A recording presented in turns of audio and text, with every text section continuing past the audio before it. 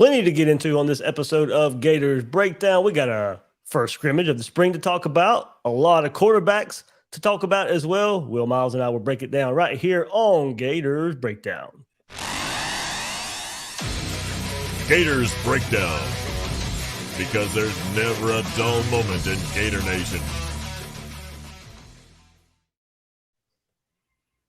The Gators Breakdown podcast is ready to go. I'm your host, David Waters. You can find me on Twitter at GatorDave_SEC. Joining me tonight for we're going to try and fit it all in. There is a lot to get into right here on this episode of Gators Breakdown. Will Miles joins me tonight, and we'll get into Billy Napier talking after the first scrimmage. We'll share a little bit of practice note or the scrimmage notes from Gaines Vegas on the Gator Collective message board. I won't share them all. As a benefit there, but also to kind of push you along there to if you want some insider practice notes. He does a great job there. So we'll get into that. So what Billy Napier had to say, some insider notes, and then we'll get into all the quarterback talk from this past weekend as we got to hear from all three quarterbacks speaking to the media for the first time. So we'll try and fit it all in. We may have to go a little fast-paced this episode. Fast break offense right here. Well, that's good because we know it's all lies anyway during spring camp. So everybody can get excited. We should get excited. Football's back. Just don't trust too much of it because you never know whether it's because the offense is good, the defense is bad, or vice versa. And even if you did know that, it'd still be a bunch of lies. So, it's a great time of year because hope springs eternal, right? When the spring comes around, and it's a good time to get an idea of where some of these guys are. I think you can learn a lot about the depth chart, but I wouldn't put a whole lot of stock into, one throw, one play, something like that. Absolutely. One play. Hey, we'll share one play. Gators football Twitter account shared one. So we'll share that one play there in just a second. But everybody hit that like button, hit that subscribe button, bringing you a whole lot of spring football coverage right here on Gators Breakdown, especially this episode. So before we move forward, like this video, subscribe if you haven't done so yet, and also support us at Gators Breakdown Plus. Link is in the description. A lot of talk going on there right now about the scrimmage. Some notes shared in there too. I'm not sure. I asked the person where they got them from, so I wanted to make sure before I shared them, I didn't get them from another site or something. Will, so I'll keep those in there for now, but we'll see what comes about that. And you join that Discord conversation on Gators Breakdown Plus. Once again, link is in the description. So, all right, well, let's get to it. Napier says on this first scrimmage that he likes the physicality and the toughness. And in the scrimmage setting, he wants the fundamentals to really show out, along with the communication. Further along with the execution, he says that this time around, much different place than a year ago. There's familiarity now with both staff and players, and there are a lot of combinations. And that's something, as you said, we'll kind of go into one of your points here. You don't know what to take away. There's a lot of combinations out there, a lot of freshmen getting time, a lot of walk-ons getting time. You're just kind of going through the motions a bit, in a different type of setting here with the scrimmage. So, one big takeaway, and we'll get into it because that hasn't all been perfect for the Gators so far, but no major injuries, Billy Napier says, coming out of this scrimmage. So good news there. We'll get into a couple of injuries that have happened so far already in spring practice, but let's hear from Billy Napier. He just spoke to the media within the last hour or so. So I was scrambling to get all this stuff ready for you guys. Let's hear from Billy Napier and his thoughts on the first scrimmage. I think that overall for me, it's good because I thought it wasn't one-sided. There was momentum, a little bit bad on both sides. I thought some of our units responded. We saw some of the young talent be a factor. We saw veterans play well. The most important thing for me is that we get the situational work. I mean, that's really all I care about. I don't care if the offense or defense wins. I mean, we got great football on tape that we can teach from. We got situational football, down and distance, field zone, clock, and we got an opportunity to work hard on the fundamentals and the communication. So a lot of good out there today, but also not quite game ready. Quarterbacks do today, just operating the offense, especially the guys that got to roam the starters. Yeah, no, I thought we really did a lot of good things. I think the big thing is there's some situational football that we can learn from. And we turned the ball over a handful of times that I think we can clean up. But overall, just situational football. Game management, understanding, being on the same page with the play caller, understanding where you're at, D&D field zone, what's the thought process. all things that you would hope come from a scrimmage. So, And offensive line, obviously a lot of new pieces there. Just how you feel like they gelled today and what you saw from them.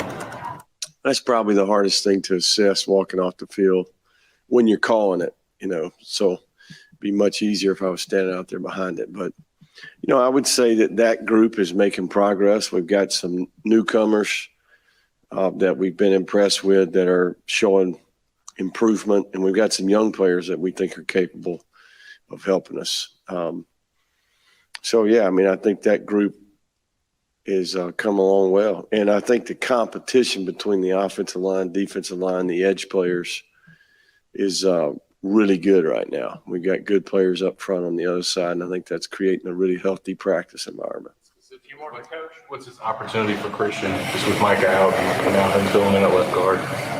Yeah, no, there's several players in there that are getting an opportunity to work. Obviously Richie's played some ball here. Slaughter's played ball here. Najee Harris, Christian. Rod Kearney's been playing a little bit of center in there. So that's a position where we've got confidence. And, Cam Waits is injured. Jalen Farmer's injured. We've got a ton of confidence in the center guard group right now. Similarly, how have you felt about a guy like Arliss Boardingham, who probably has a pretty big opportunity to step up here as well? Yeah, the tight end group in particular today, I thought, caught the ball well, ran after the catch well. We'll see where we at in the blocking game and the run game. But for the most part, Arliss made some plays today. And, Hayden Hanson made some plays. Tony Livingston made some plays. There was a lot of positive out there from the tight end group. All right, there we go, Will, and a lot to get into. Napier went into some detail there about what's been going on in that first scrimmage, and we'll get into a little bit of detail, like I said, from the Gator Collective message board there on some details. But to go in straight into what Napier had to say there, so. Of course, you're not going to go heavy detail here in this scrimmage. And the offensive line part I thought was pretty interesting there. Of course, how Florida is going to replace Micah Mazuka. Of course, we'll get into Napier and his thoughts on that situation from last week as well. But, I put it out there, too, in an episode this week. Florida's got some options there. They got a Jake Slaughter they can put in there. Richard Leonard, who played a lot last year. Seems like he's going to get some time there. But also interesting, Napier points out, hey, true freshman, Najee Harris, he's going to get some time in there. And, one of the highlights that we'll show from the Gator Twitter account, you'll see him on the offensive line there. And then that Roderick Kearney's getting some time at center. Not necessarily too surprising with, his recruiting profile and offense he played in high school. He's going to play guard. He's going to play interior of the offensive line. Nice to know that he could be a depth piece here as far as the center goes. And Slaughter's name I've heard there too behind Kingsley. So you're just like, what spring is for, what a scrimmage is for, is going out there and showing some different combinations. And, of course, with the big news of Micah Mazuka, there is some shuffling with this offensive line right now. Yeah, so I think there's a few things there. As Napier clearly talked about being ahead of where they are last year, which is good news, right? Obviously, the Utah game coming right out of the chute, but then we saw the team take a step back against Kentucky, and we saw the inconsistency. So just consistency across the board, I think, is probably the goal. And so if you're looking at where they were last year versus where they are this year, and he's saying they're ahead, and he even spoke to you didn't show it there, but he even spoke to the coaching staff being ahead of where they were last year, that they're not scrambling to fill out their recruiting board while they're also trying to go through spring practice and all the different things that you have to do as a staff. Things have sort of settled down, calmed down a little bit. But when it comes to the offensive line, look, last year, I think coming out of fall camp, Napier said he was comfortable with 8 or 9 guys on the offensive line. I'm assuming he wants to get back to that place where he's comfortable with 8 or 9 guys. And that doesn't necessarily mean that you're going to have 9 guys who are SEC starting quality, but you got to prepare somebody to be a backup at each of those different positions, right? So if Slaughter's going to have to fill in at guard, well, then you're going to have somebody to back up Eggleton there at center. And so if that's Rod Kearney, then hey, great. And I think that's one of the big things, especially for the freshmen, is those guys don't have to be ready to be SEC starters day one when they come in, but they're going to have to be able to be quality SEC linemen maybe 3, 4, 5 games in, because you never know what's going to happen on the injury front. And so, there's a lot of turnover there. There are a lot of open spots. There's a lot of competition. And I think that sort of also then brings on the idea that you'd have multiple guys at multiple positions, because you got to see where they fit in, where they slide in. Can a guy slide from guard to center, or is he going to struggle? You know, you're going to get snaps 14 feet over the quarterback's head if you put somebody who's played guard his entire career at center. You see that all the time in college football, where a center goes down and all of a sudden just the center quarterback exchange becomes an issue. So there's a lot to work on there, a lot to see. And I think especially in spring practice, when you've got a couple of injuries at different positions, it's a good time to throw people into the deep end of the pool and see what they can handle, and see, have they been studying their playbook when they've had an opportunity, or are they behind? And are you going to be able to trust somebody to be ready at center, even if they've never played there before and they've been sort of preparing for guard? So I'm sure he's doing a lot of that stuff. But again, I think it comes back to, that in an SEC season, you're going to need 7, 8, 9 offensive linemen. You better be preparing for that. And so in many ways, Mazuka is the guy who's got a lot of experience. And so an injury that sort of knocks him out, and obviously there's other stuff going on there too, but an injury that keeps him from practicing might actually be a blessing in disguise from the perspective of, you're going to get younger guys in there getting reps. And then when fall camp comes, hopefully everybody's back to full strength and you're able to establish who your 5 starters are, and then maybe your 3 or 4 backups. All right, we'll get into Billy Napier's thoughts on Micah Mazuka and the kind of short-lived saga last Thursday evening of putting out there that he's going to transfer, and then that all of a sudden tweet being taken down overnight. And then we'll also get into the injury at the tight end position with Keon Zipper. Billy Napier just mentioned what the tight ends did there. We'll share some notes as well from that position. But here's Napier on Micah Mazuka. A tough dynamic, right? I think a lot going on there behind the scenes, right? Micah was injured. Ended up doing an MRI, has it's a prior injury that was kind of uncovered, right? Something that's happened in the past for him. So, I think nowadays with these players and there's a ton of expectations put on them. Injuries are a challenge, right? And certainly put you in a bad place. And, Mike is a guy who is late in his career. Certainly had big ambitions here. So this is going to set him back a little bit, right? He had surgery just a few days ago, and he will be in return to play protocol. We're hopeful to get him back in training camp. We're hoping to get him back in training camp, confirming the injury there with Micah Mazuka. And look, that played into maybe in the heat of the moment situation till the injury plays a part into that moment where Mazuka goes on social media. And Billy Napier did go on to say, hey, 15 years ago, we would not have heard about this. He would not have went on social media and put out there that he was going to transfer. Everything if happens the same way, we just never would have heard of it. Never would have been put out there. It would have been resolved behind closed doors. And Micah Mazuka's there in the fall and recovering from an injury, and we don't even know anything happened. So that's the latest there, confirming the injury to Mazuka. Is going to miss some time. We heard about the players who can fill in there with the offensive guard position. So confirming that, but also he did confirm further on for the tight end position that Keon Zipper did suffer a knee injury, has had surgery already. Quote, Billy Napier says, significant amount of time for him to return to play, apparent knee injury in the 6th practice. And Zipper did appear to confirm that long-term injury with a Facebook post that read, quote, 2024 shakeback year. So Napier confirming the surgery and the injury there for Keon Zipper. Jonathan Odom already out, with at tight ends as well with an injury. So this is the 2nd year in a row in spring practice where this position's been hit with some injuries. Hey, look, and thankfully, you heard Billy Napier mention and been asked about Arliss Boardingham. He was a player that I kind of pointed to in our spring preview. Was hearing good things about before his injury last year, and coming into spring practice this year as a player to watch. And he's lived up to it each and every practice pretty much. And also Gaines Vegas on the Gator Collective message board did share from tonight's scrimmage. Arliss Boardingham caught several passes. He turned a couple up and gained a lot of extra yards. So some yak from the tight end position. Well, we saw it from the big play from Keon Zipper versus Tennessee last year. Didn't get a whole lot of yak at this position, but won't get it from him this year. Hey, with the injuries, Jonathan Odom still, hope he's back in the fall. We saw what he could do late last year. Pair him with somebody like Arliss Boardingham. It is good to hear that a name that we kind of pegged coming into spring practice is continuing to show up. And again, most recently at the scrimmage where Arliss Boardingham's production at tight end.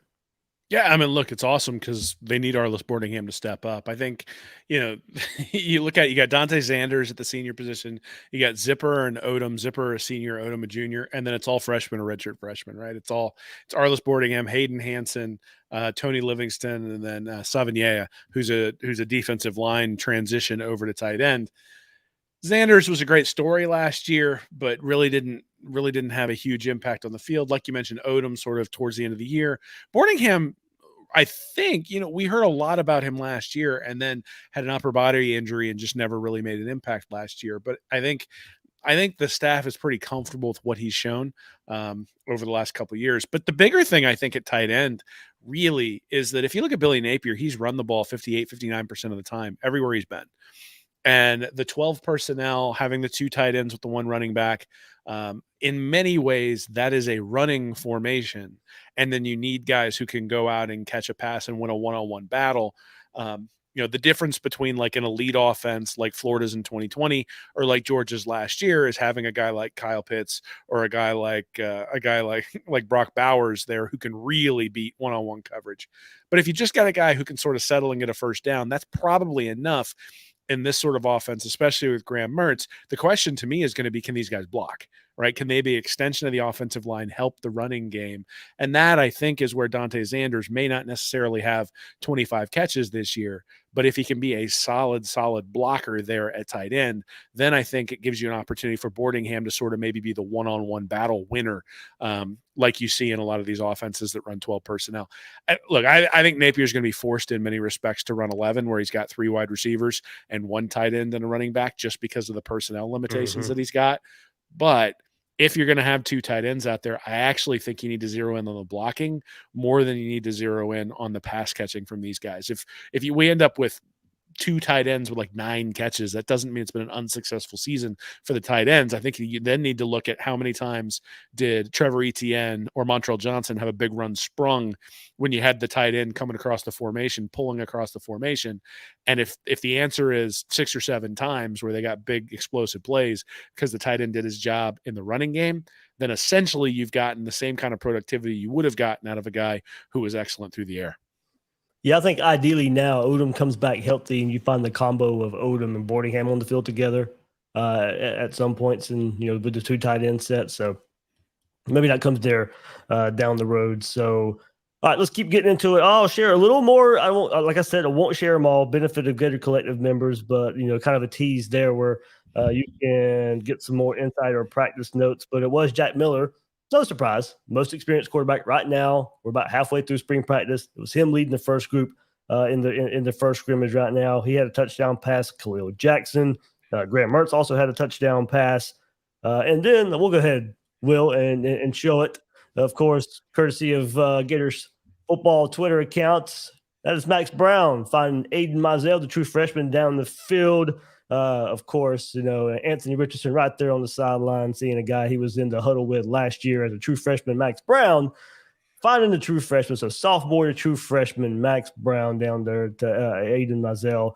Big catch there, against a walk-on DB, but this is what scrimmage is. You take what you can from it. Ricky Pearsall was not much of a contributor today, of course. Doesn't really need to be. Florida knows what they have in him. Get some young guys reps at the wide receiver position. Caleb Douglas, pretty much the main receiver there. Running backs had some big runs. I won't go too much detail there. You can catch them there. Defensive side of the ball, Caleb Bakes, a name that keeps popping up in Games Vegas reports, had a showing today in the first scrimmage as well. Manny Nunnery's a long summary about him on the Insider Report. I think you want to go take a look at that. But I was really showing off some athleticism so far. And Kamari Wilson, 3 pass breakups in the scrimmage.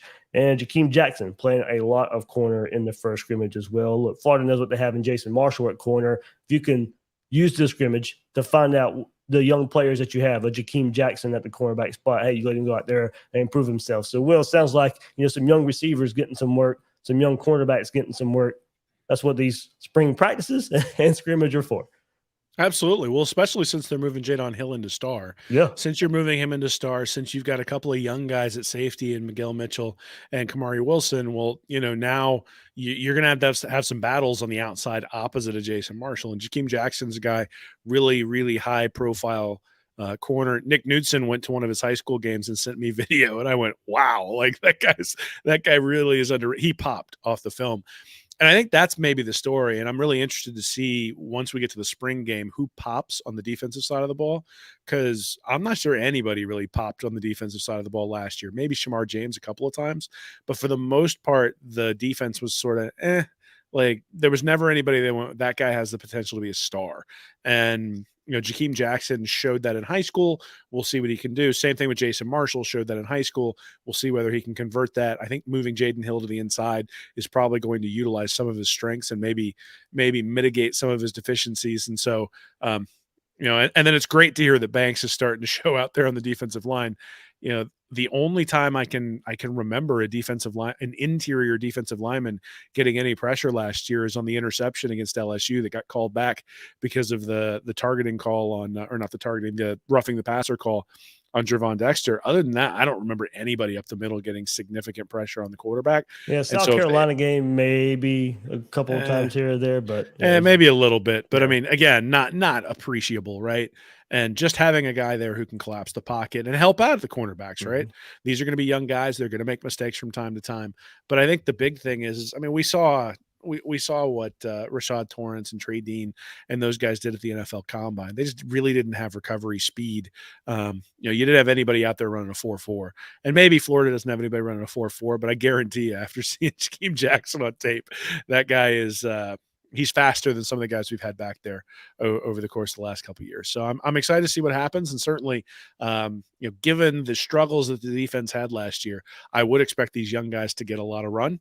I would expect them to get a lot of opportunities. And whether you are a freshman or a redshirt freshman, you're going to get a lot of reps because there aren't a whole lot of juniors and seniors on the roster, to be honest with you. And so it's going to be a youth movement regardless. It's just a question of, is it going to be a true freshman youth movement or, a freshman and sophomore youth movement? Is sort of the experienced guys are the sophomores who are trying to hold on to their jobs from the freshmen. So. Yep.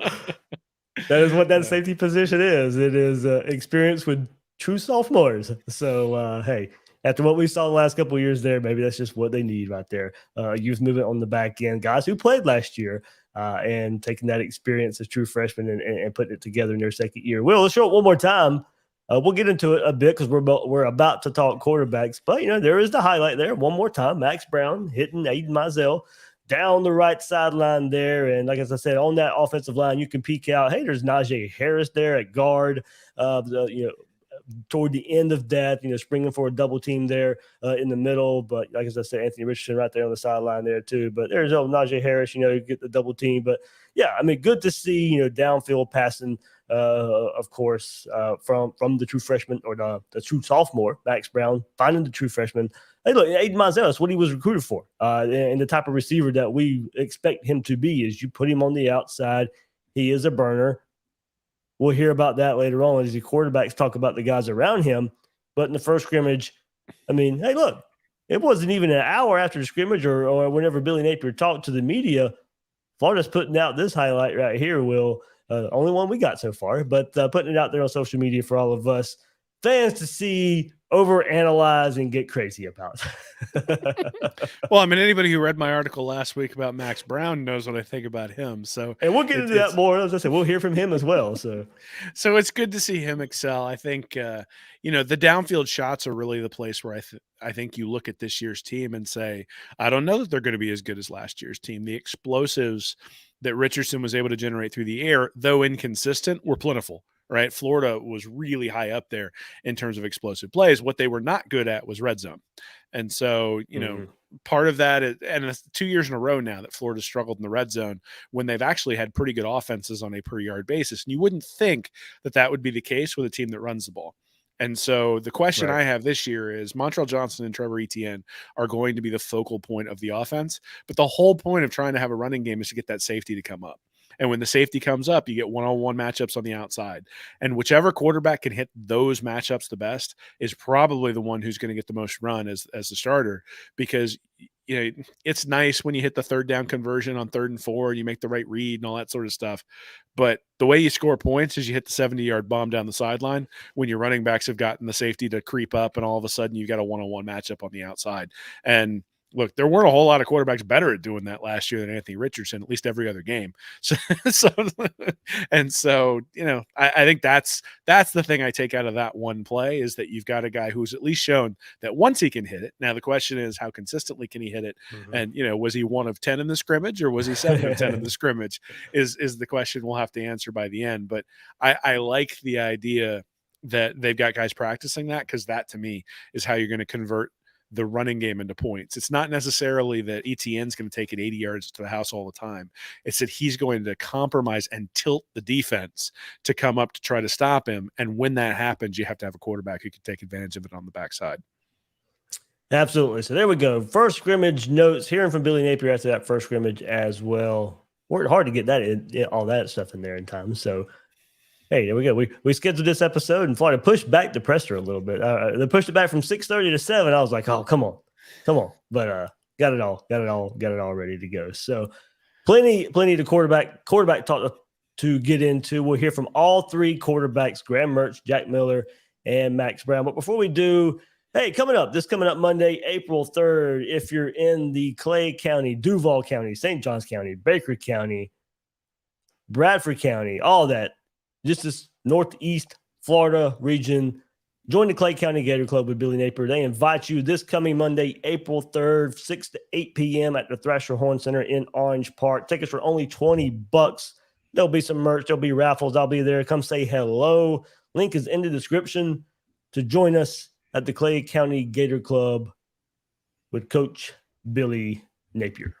Should be a fun night there next Monday. So, well, interesting dynamic as we get here into the quarterbacks. And so far, kind of combining what we've been hearing throughout spring practice so far. And look, last week on Gators Breakdown, Javion Toombs, told us he sees it as Graham Mertz and Max Brown battle so far. And then Gaines Vegas on the Gator Collective message boards, he's been able to view a lot of the practices so far. He has access there, and he thinks it's more of a Jack Miller, Graham Mertz battle so far. So interesting dynamic there, of course, is beauty's in the eye of the beholder, I guess, when it comes to the quarterback position right now in the University of Florida. The one constant there being Graham Mertz in both scenarios there from Toombs and Gaines Vegas from the Gator Collective board. So that's how we'll start this, but we'll get the thoughts of Graham Mertz first. He's kind of been the headliner so far, coming in as a transfer from Wisconsin. And he mentions the direction of the program under Billy Napier. It was a big selling point, Will, for why he chose Florida. Quote, I came down here, and you fall in love with the weather, you fall in love with the people, great coaches, great teammates. I love the direction that Coach Napier is taking this, and it's a program, it's set up. That is a pro program. It says, you can take program and you can capitalize the pro part of it. That's how he runs it here. So really, just from the start, I fell in love with this, and I knew this is the place I wanted to be. So the place he wants to be, transferring from Wisconsin. And let's hear from Graham Mertz on the fresh start, getting caught up because he was behind as a transfer, and how he fits into this new scheme.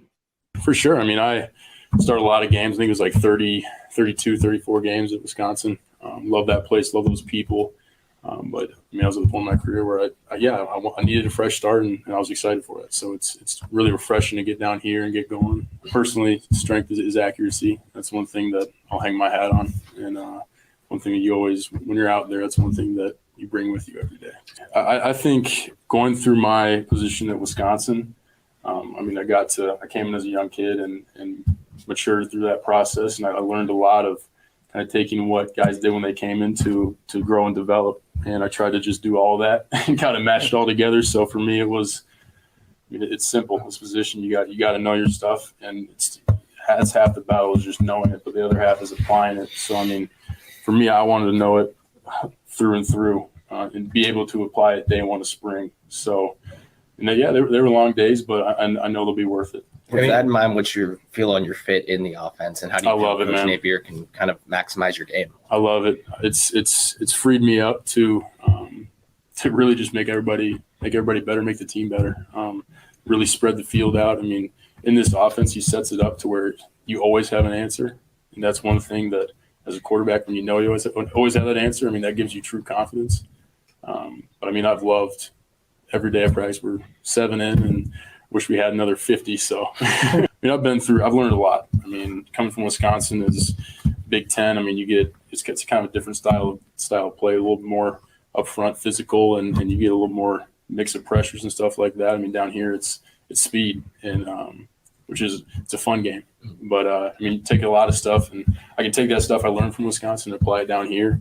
And obviously, I mean, I've learned so much in the past 2 months and change. So it's been great. How Well, different think is about this this. system compared to what you ran at Wisconsin? You know, I took one under center snap the other day, and Felt weird then. it felt weird, which was wild. I mean, I'm so used to being up there, so it was it's different, but it's really good.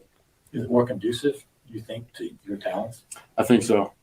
I mean, I will say, I mean, I'll kind of take you through a little story. Like high school, I mean, we were spread out through like 60 times a game. And then I went to, so that was one dress again, went to Wisconsin. It was kind of a little more under center and true understanding of timing, anticipation, and having that background, which I am forever thankful for because I have that understanding of, all right, this is how this route concept times up, this is how my drop needs to time up. And then coming here, it's more in the gun, but you can translate that timing and anticipation. So it's been a wild journey, but I think that it's all necessary for where we're going to go. We'll be interested to see how much he can pull from his years at Wisconsin. And look, of course, we've discussed it too, but also great to hear him talk about it, of getting to maybe open it up a bit more here in this offense, spread the ball out a bit more, being in the shotgun instead of under center like he did at Wisconsin, and going back to doing more of what he did in high school where he garnered his high profile as a recruit. And, went on to say, he just wants to play some good football when about, needing to improve, eliminate turnovers. Really just the biggest thing is, knowing the rules, working through them. This offense is so well put together, and Napier always has an answer. He says he's a freaking technician when it comes to that, of his offense always having an answer for what the defense throws at it. So, quote for us, it's just really sticking to the script, knowing your rules, knowing your checks, putting a little more on the checks on our plate, which I love because that's the system I came from, having 2 to 3 play calls in one, and then you're checking, killing. So it's a really good offense. So Graham Mertz, there's his thoughts on how he fits into this new Billy Napier Gator offense. Yeah, you could see that grin on his face when they asked him about the Wisconsin offense and how different it was. And so he realizes, right? He realizes it's different. And I think everybody expects him to be better than he was at Wisconsin. The question is how much better. And that is going to be the open question. Is he going to take a Bo Nix leap like when Nix went from Auburn to Oregon? Is he going to take a Russell Wilson leap like when Russell Wilson went from NC State to Wisconsin?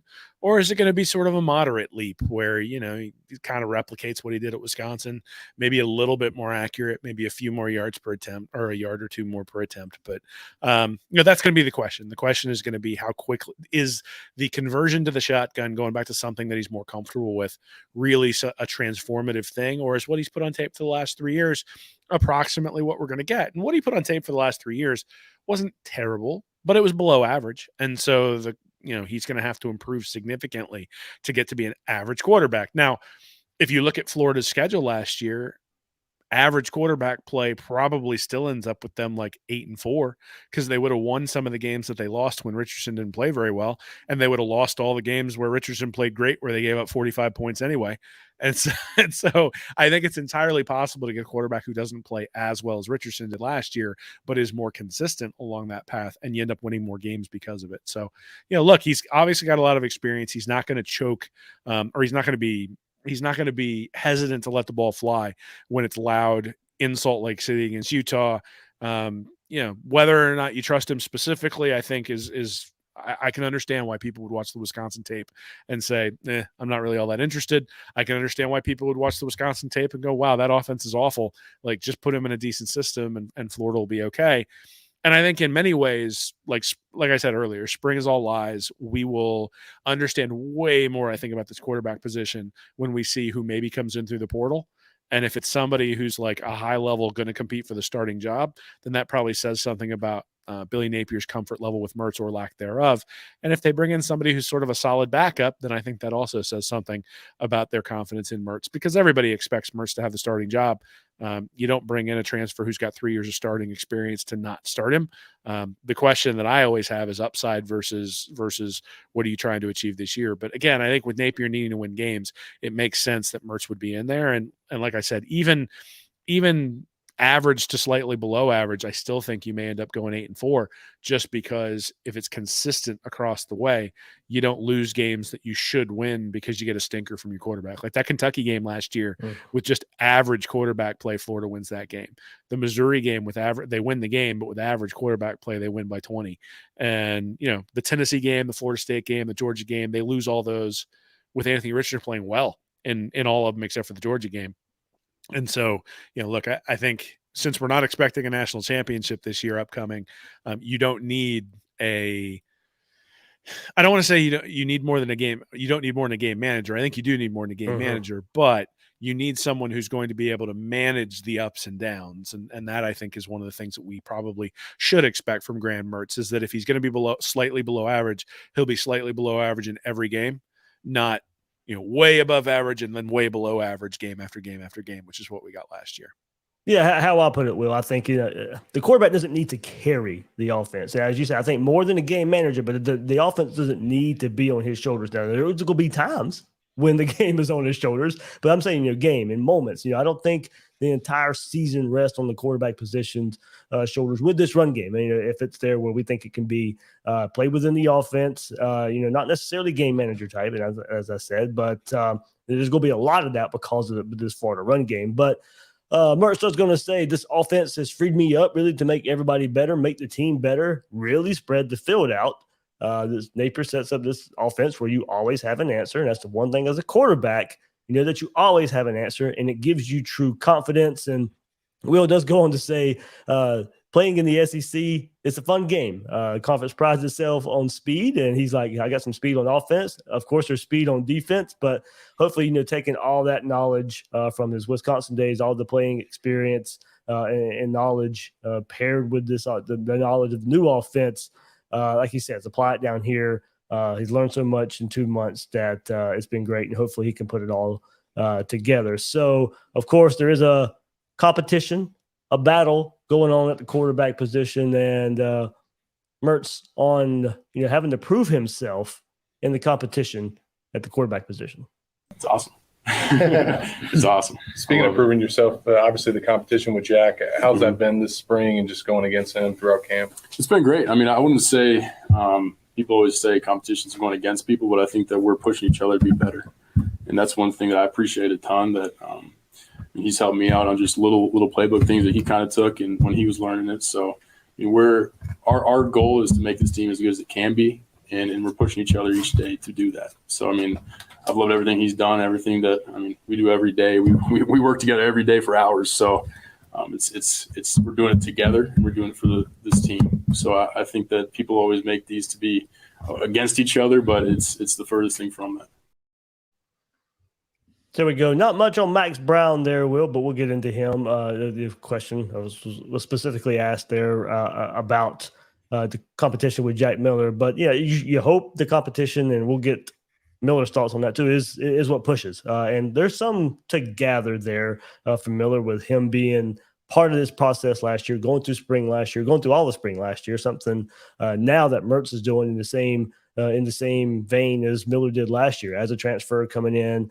Now, the whole team had to learn the offense, so Mertz does get the benefit of not the rest of the team, not the rest of the offense having to learn the offense at the same time as Jack Miller. At least he's the quarterback that's having to learn it, and everybody else around him knows the offense a bit there. But, coming into this first scrimmage that was earlier tonight, it was Miller taking the first team reps, and it's been split all throughout spring practice so far.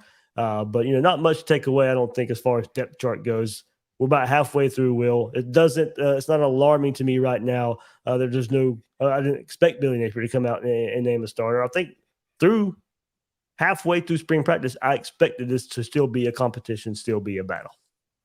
Yeah, well, look, I think Miller last year was clearly behind Richardson in the spring game.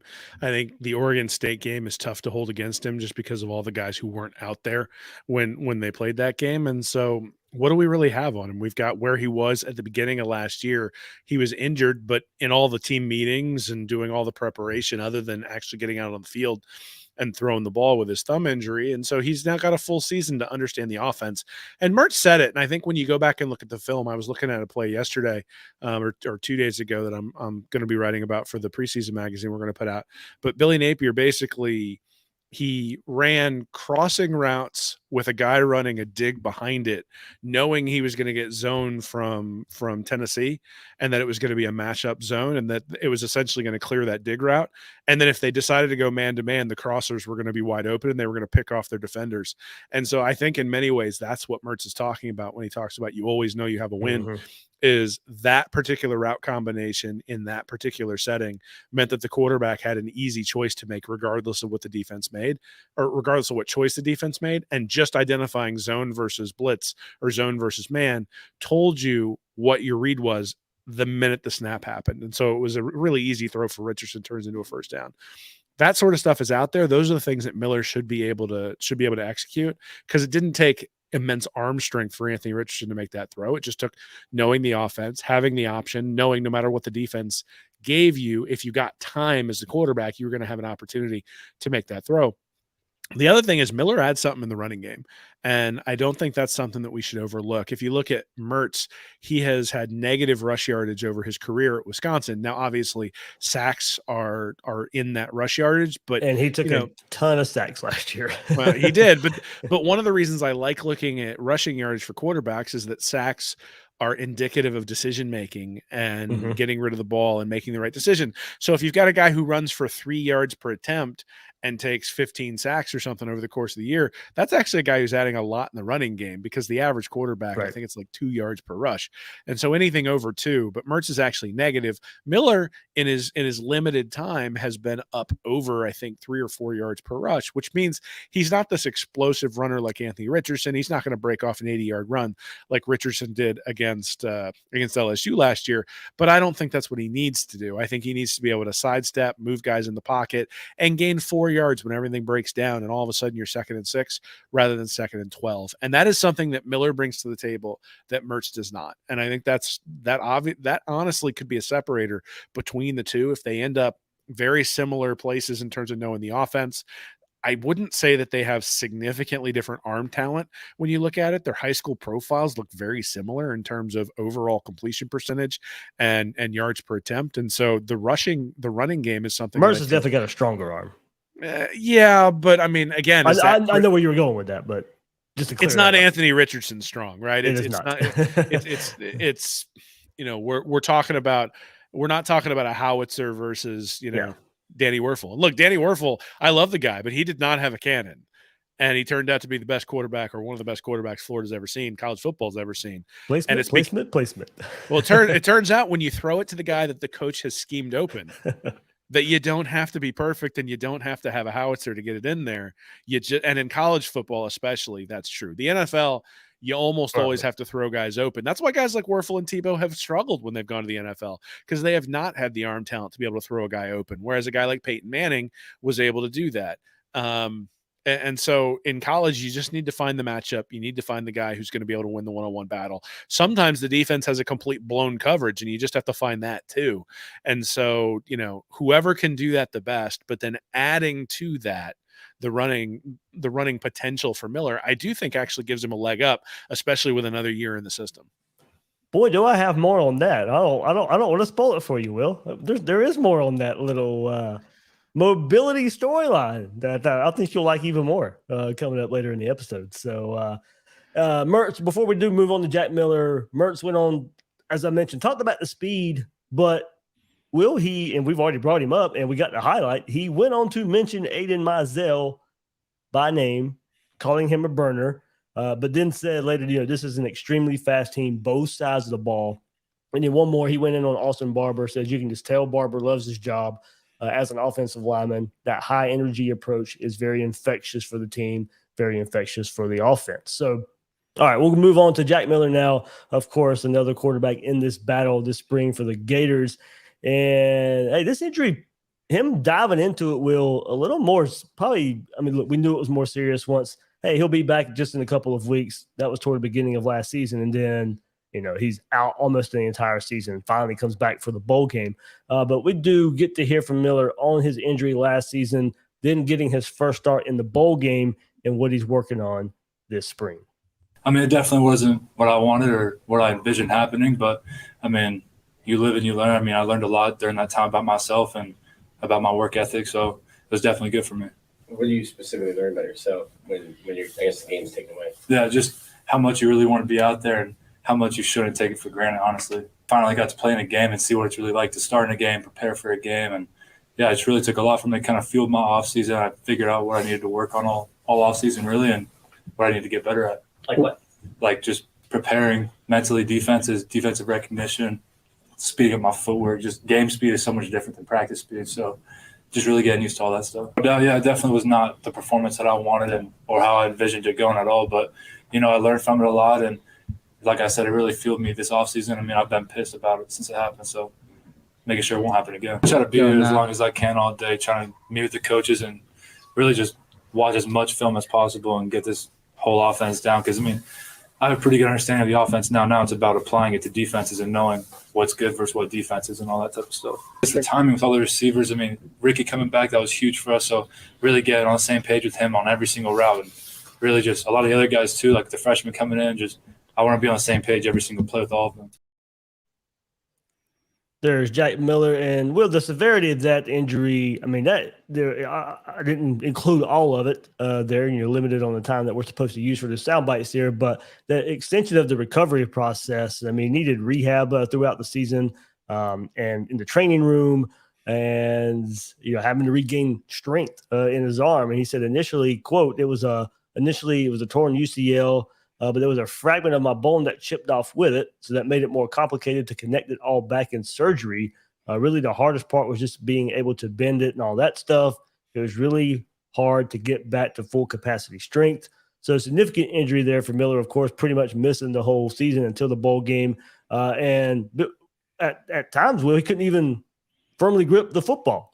So once he was out of the cast, he had to use a piece of equipment there, and it was also on the sideline with youth footballs because of just the weight of a football. It needed to be a lighter size football. So he's on there throwing on the sideline with youth footballs. He says probably 4 weeks on the sideline during practice was just the youth football. He said it was the hardest thing. He said I probably took anywhere from 7 to 8 weeks to really be able to grip a football how I wanted to. And quote, we're still working and still getting better. So of course, no surprise to see with all the players, all the transfers out for the Oregon State bowl game, Jack Miller, I'm pretty sure after hearing him talk about it, Billy Napier talk about it to a point as well in the last few weeks, that probably nowhere near 100% either in that bowl game, because as you said, they're still working on it. And through spring practice of him getting his arm strength back. So pretty serious injury there for Jack Miller through last year. And as I said, probably shouldn't put too much on him in the bowl game anyway, but this kind of confirms that even further. Yeah, I mean, the thing I've sort of gone back to is if you judge Kyle Trask on the 2020 Cotton Bowl, you probably wouldn't have thought he was very good either, right? So if that had been like his first ever start, you'd have been like, oh, what a bum. We got to bring somebody else in. Now, the fact that it comes on at the end of a just transcendent year there at quarterback in the COVID year in 2020, we all go, it's because everybody left and he didn't have his wide receivers and all that sort of stuff. But we ought to give Miller the same benefit of the doubt, right, when it comes back to that. Now, what I will say is that some of the mistakes that you saw in the spring game early, last year showed up in that Oregon State game. That has nothing to do with his arm. That has to do with decision making. That has to do with getting things going at speed. That was the thing that really showed up on tape in the spring game, was that he was just a tick slow getting the ball out. His tight ends were getting drilled because he didn't quite get it out on time. He had an opportunity to hit the ball down the sideline, but he was a little bit slow getting the ball out. And so the safety was able to come over and break it up. Those are the sorts of things that you saw at the beginning of the year that also showed up against Oregon State. So, look, I don't think you can completely dismiss what went on in that Oregon State game, but I don't think you want to draw conclusions based on it either. And so, again, I think I already mentioned, I think there are opportunities for Miller to win this job based on some of the skills he has that Mertz does not. But obviously Mertz has the experience advantage. And so we'll see how much Billy Napier weighs that when it comes to making a decision. If they're close, do you go with the guy who's been in the system for 2 years, or do you go with the guy who's got 3 years of starting experience at a Power 5 school? It's going to be fascinating to see sort of what happens if no clear front runner sort of emerges. All right, and he's in this competition, of course, and here's him on the other quarterbacks. It's been a really good competition. I mean, we both embrace it, and Max as well. We all love to compete, so it's been a really, really fun spring so far. What have been the message from the coaches as far as the competition? Like, what are they looking for? What do they want in a quarterback? Have they told just consistency, and I mean, it's an open competition, so whoever does the best, that's who it's going to be. So, what was your reaction when you heard Graham was coming? I embrace competition. Like I said, I love it, and I mean, it's just going to make all of us better. So there was really no reaction. Just come back and compete. Did you know him or know of him? Yeah, I knew of him, of course, but I didn't really know him personally. Yes, sir. What are your thoughts on him and just what he brings to the position, his skill set? He's a really good dude. He has a really good arm as well. So it's really cool to see somebody. He has a lot of experience as well at Wisconsin. So it's really cool to really learn from somebody too, because he knows a lot too. So. 3 dynamics here, Will, for the quarterbacks. You got one, Graham Mertz, the transfer who's played a lot, and then Jack Miller, the transfer who hasn't played a whole lot, and then the hand-picked guy, Billy Napier's first quarterback recruit there, Max Brown. So interesting dynamic here for the quarterback spot. And I guess the difference through practice now, and Will, you did bring it up, and we brought it up, and I probably should have brought it up sooner since you did hit on that earlier, was Miller has been the quarterback that I've heard the most about with the mobility and the scramble ability and hitting those passes while moving around at the quarterback spot for the Gators so far this spring. So he does bring that attribute as a difference maker, and he has been doing it so far in that role. I still don't think the arm talent there compared to Graham Mertz is there, but as you said, Will, maybe the playmaking ability, maybe the elusiveness there from Miller separates him just a bit in this competition. But I think there is some of the things that I mentioned, Mertz leaning on Miller because he's been here a year ago, but Miller leaning on Mertz too, just because of all the experience that he brings in. Yeah, absolutely. And I think I like that he's saying that the competition's making everybody better. Yeah. But look, I mean, Miller isn't averse to competition. He wouldn't have come to Florida last year knowing it was essentially Anthony Richardson's job to lose, right? And so he's not afraid of that sort of thing. And that's what you want in a quarterback. And look, the reality is that you almost always are going to need 2 quarterbacks to get all the way through a season. Right. We saw it last year. Jalen Kitna came in and was able to do some nice things in that Florida State game to keep Florida alive on a couple of drives when Anthony Richardson went out. Again, that was just a very small injury to Richardson. He was able to come back in. But Kitna was necessary in order to keep things moving. And irrespective of who wins the job, these guys are going to have to do that at some point along the year. Somebody's going to get their number called, and we'll see how it goes. It is interesting. You mentioned the 3 that are there, and the 4th that you didn't is the guy who's coming in May. So there's somebody they're going to, I mean, you want 4 guys on the roster anyway. There's going to be a transfer coming in.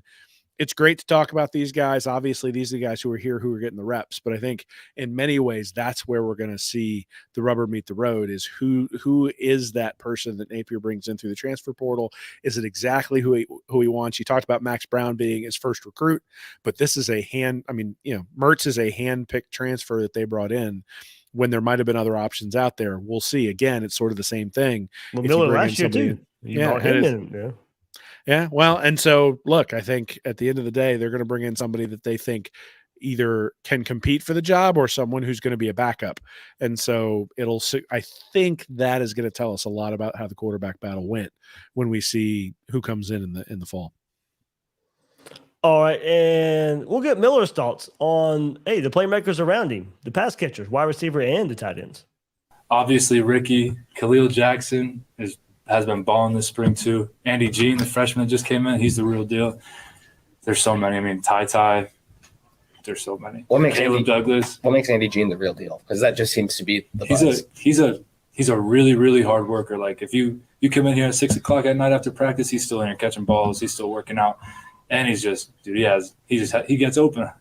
Best I can describe it. I think Arliss Arliss has a chance to be a really good football player. I mean, you see it every day in practice. He's one of the most athletic tight ends I've seen. And I've been in college for 3 years now.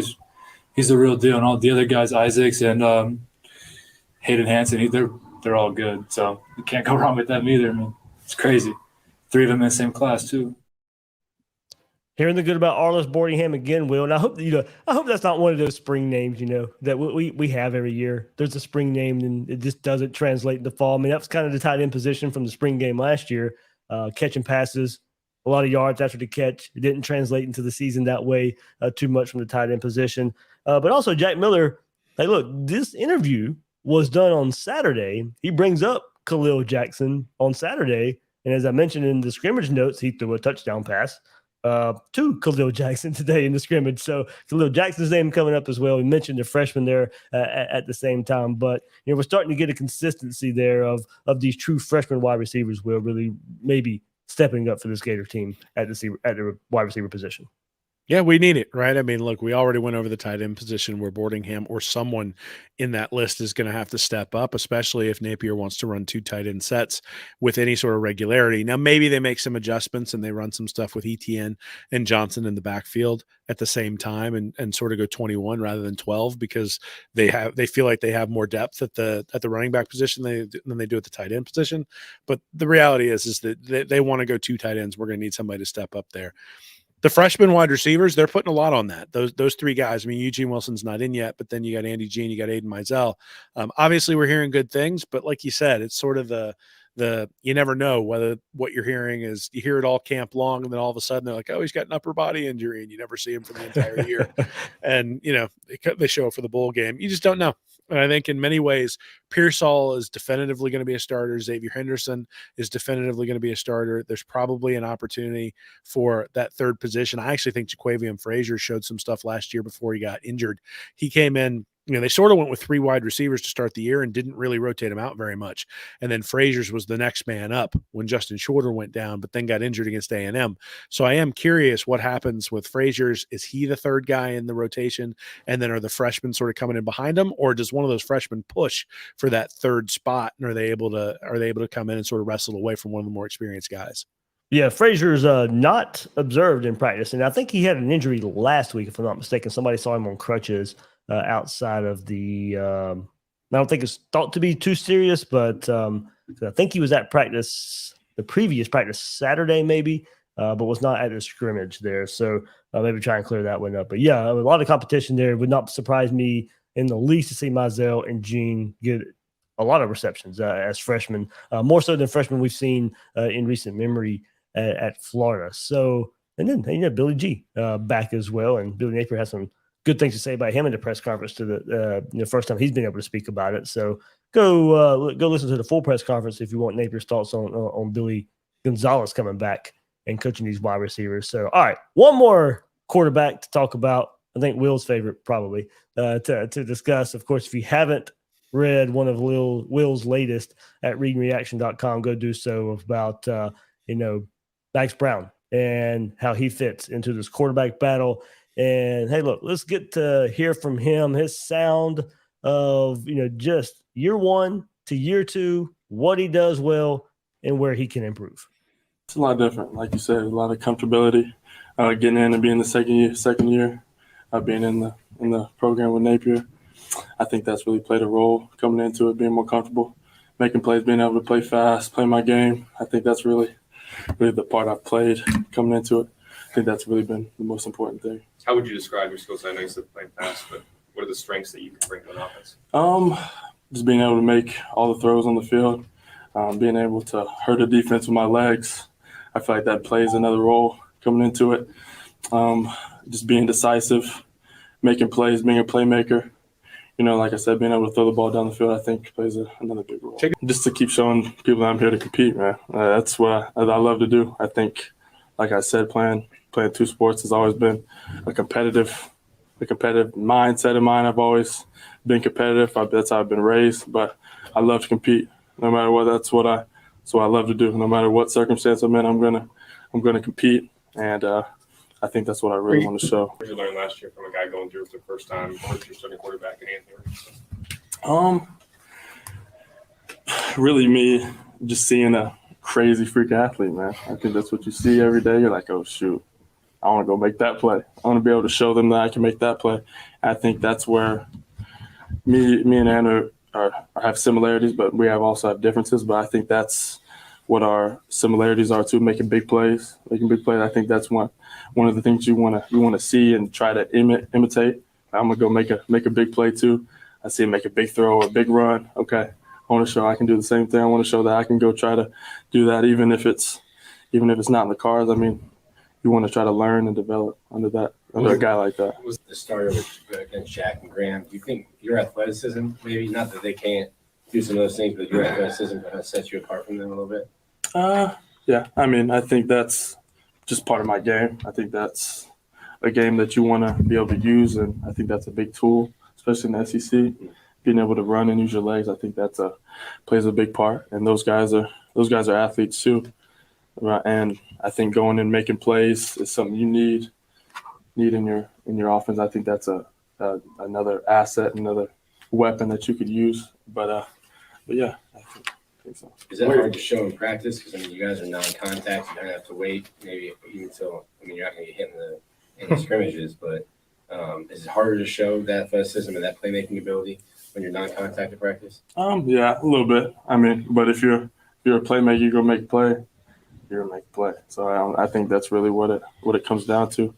No matter if you're non-contact or not, if you're going to go make a play, scramble, throw, run, extend the play, run for a long run for a first down, get out of bounds, I think you can show that regardless, non-contact or not. So, where do you feel you've improved the most in this past year? Really with probably my comfortability in the pocket and understanding and going through progressions, seeing reads, seeing defenses, seeing fronts. I think that's really been the biggest transition coming into college football is knowing fronts, knowing defenses, but just really getting comfortable with the offense and being able to play fast. When you play fast, be able to make plays. So. All right, there we go. Hearing from Max Brown, Will, and probably the biggest takeaway and him making it sound like he's a big play waiting to happen. I mean, I like his confidence. You know, he was really confident there in front of the microphone as well for the first time in front of the media, and maybe the most athletic out of the three here. And look at Napier's recent history. Levi Lewis, Anthony Richardson, quarterbacks that can also make plays with their legs.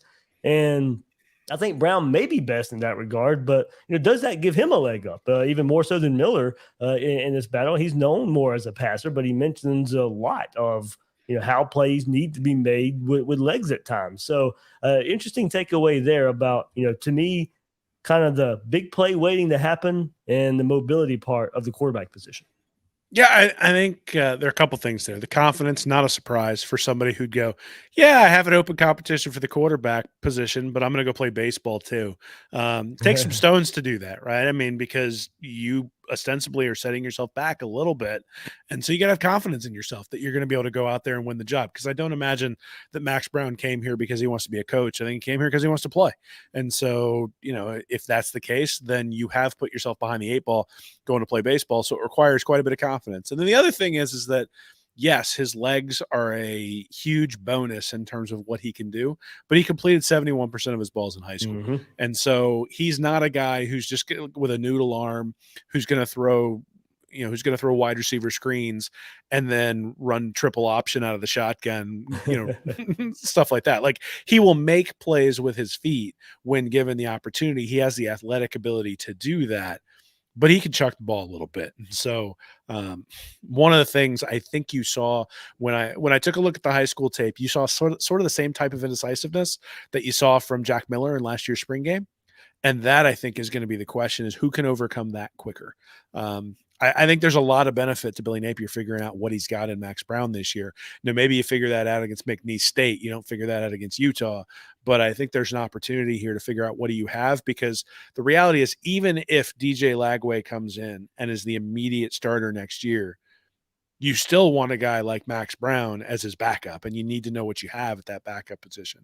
I think, Mertz has 2 years of eligibility. I think Miller has 2 or 3 years of eligibility, but once if they've lost the competition and they're a backup, you sort of know the level of play you're getting is kind of like, I hope nothing happens to my starter, which is kind of what happened with Richardson last year. If you can gain a little bit more comfort, even if Brown doesn't start this year extensively, but if you get comfort that he can sort of raise the level overall compared to those other two guys, once he gets more experience in the system, then that sort of sets things up for success once Lagway comes in, assuming that Lagway wins the job. And obviously that's still a big assumption as well, though his profile suggests that he's probably going to get a shot. Yeah, there's some interesting, like I said, that was the first thing I noticed in front of the mic. I was like, man, he doesn't sound nervous. It sounds like he's been in front of the mic before. He was very approachable there. So I kind of like his demeanor there in front of the media. But then, of course, mentions learning from Mertz and Miller later on. Those guys have been around a lot of football, how mature they are, how they prepare, and how they lead by being a competitor. And that's what all three of these guys need in the next couple of weeks. Didn't expect, a surefire answer of Florida's quarterback competition / battle, however you want to name it, to be made by the first scrimmage. So, Will, I know many out there like Max Brown. I see it in the comments there. I've seen it on social media. You've done a great job illustrating, why that's the case. But it'd be a crazy storyline if game one Utah and you bring Graham Mertz in, you have an incumbent in Jack Miller, and somehow Max Brown is your starting quarterback. Surprised if he's the starting quarterback at Salt Lake City. I don't think that fits sort of the profile. And look, I think Billy Napier went from 7-7 to 10-3 at Louisiana from first year to second year. And I think a lot of that was tied to just general improvement from year one to year two. Right. And I suspect he's going to rely on a lot of that for this year for Florida as well. Is he looking for a major upgrade at the quarterback position? Look, I think obviously if Brown comes out and is the clear front runner, he'll play him, right? Oh, yeah. But if it's close, I think you probably say, look, I'm going to bring in the guys who have the experience to play that first game in Salt Lake City. And if it's clear that Brown wins the number one spot, well, heck, we'll find out about that probably first week of fall camp or something like that, because you'd want to get him as many reps as you possibly could heading into whatever game you're going to be going into. So I think there's an opportunity to sort of find that out early if Brown's going to be the starter. The more this battle sort of rages on throughout fall camp, the more it leans towards Mertz, just because that opening game, you're going to want the guy with 30 games of experience if in fact it's close. Yeah. And so if it's not close, you're going to name that guy early, give him as many reps as you can, and sort of go. So I hope he gets an opportunity. I'm interested to see what he can do. I think he's a high variance candidate, but at the same time, I think his legs make his floor much higher than you might think of. Like, I don't think he could go out and be, QB rating like 110, 120 and still be an effective player because he's able to run around and make plays.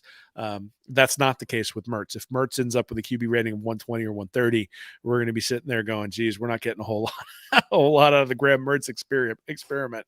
So in many ways, I think just knowing what you have, it's interesting. Last year, I think we sort of said, bring in the young guys on defense. They can't possibly be worse.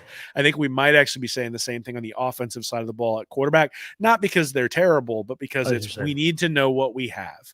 Right.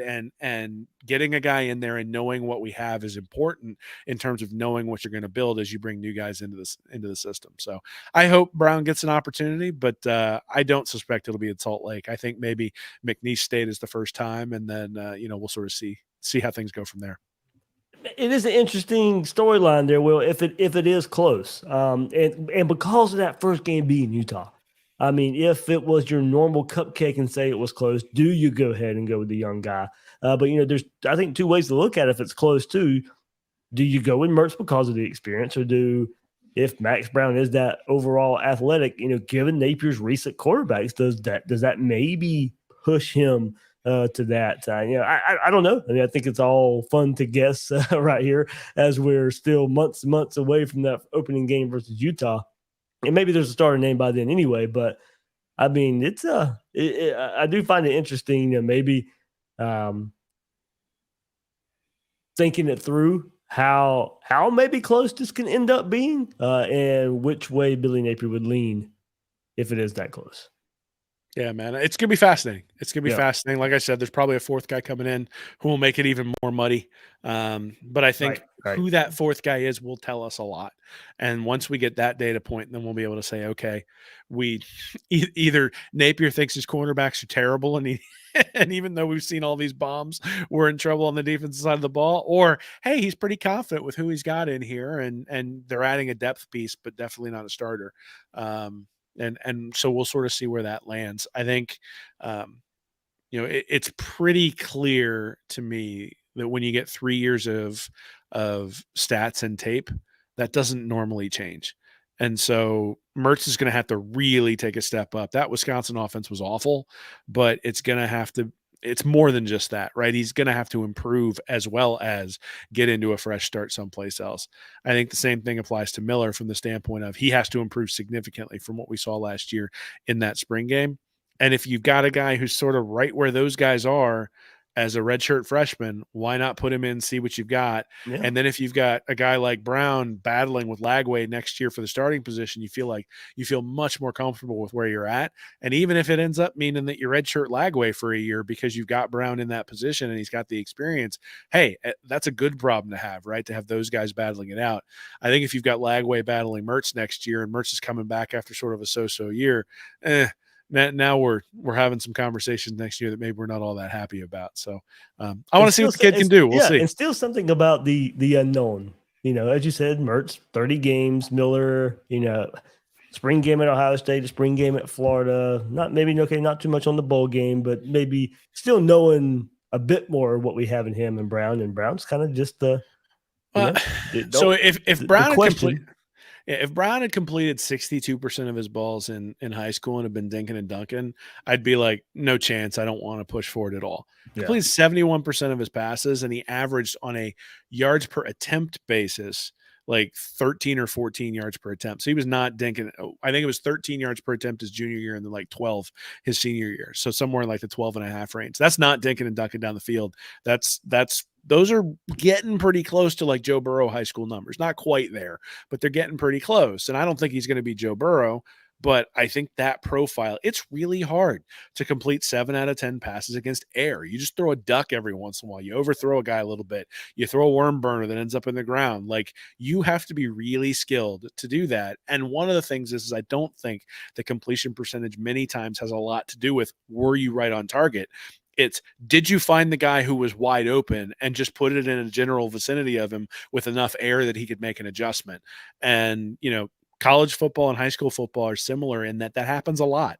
Like, you think about the Florida game against Tennessee last year. Hendon Hooker didn't have to hit anybody within about 10 yards because Florida's defense just sort of let him roam free, right? And did Hooker have to make a few difficult throws? Sure. But when he had the easy ones, he hit them. And I think one of the things that you saw last year in a few different games is Richardson could make unbelievable throws, and then there'd be an easy one, and it would just like airmail the guy, on a or just off target enough to slow the receiver down, and defender can make a play. I mean, all that sort of stuff, yeah. like those little things, right? And the question becomes, based on his high school profile, Brown suggests that there's an upside there that isn't there with the other two guys. And the question is that real? Because he did play in a relatively low division of high school football in Oklahoma, or is it because of what he was doing then? I tend to believe that completion percentage transfers or correlates to college because of what I said, that the defense almost always is in a position where if the offense executes correctly, the offense will win. And so then it's just a matter of, did the quarterback select the right guy to throw to? Not necessarily did he hit him right on the hands, right in stride every single time. And I think that's what that suggests. So I think Brown probably ends up in the 64-65% completion range if they start him next year. Whether he can show that in camp enough to be able to get the start, and whether or not Napier's made promises to the guys that he brought in as transfers, I have no idea either. And so that dynamic is going to be fascinating as we move through the spring. All right, there we go. Will, yeah, I think you teased it maybe before we came on, but what you got working on at Read and Reaction?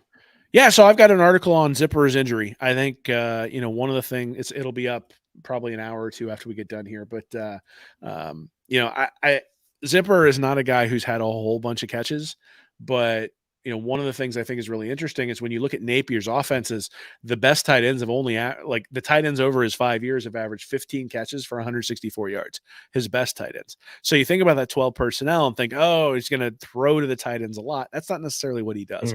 So I took a look at sort of, Zipper specifically, the tight end room, Napier's offense, and then college football and the direction of college football, because it's moving towards 12 personnel in college football for a lot of reasons, mainly and that's actually, it's interesting. For a while, the spread option and the spread concepts were going from college to the NFL.